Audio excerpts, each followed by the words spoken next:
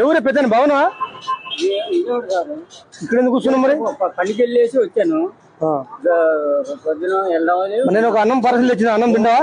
తింటాను. తింటావు? ఆకలి బాబు? అయ్యా అయ్యా తింటాను అయ్యా.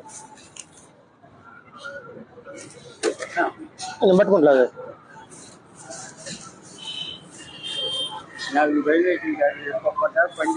లేదు, మేము పోలీసు వాళ్ళం, మాకు మంచి మనసు ఉంది. మేము కూడా పేద కుటుంబాల నుంచి వచ్చిన వాళ్ళమే. మేము అప్పుడప్పుడు కొంతమందికి హెల్పింగ్ చేస్తుంటాం. ఈ సాల్ట్ ఇక్కడ పెట్టుకో, తిను మంచిగా ప్రశాంతంగా తిను. పని చేసినావు ఇక్కడ? మరి అయిపోయింది పని? పని అయిపోయింది. రేపు రమ్మన్నాడు. మరి ఎక్కడ పనుకుంటారు మీరు మరి నైట్ పూట తిని? బస్ స్టాండ్ లోనా?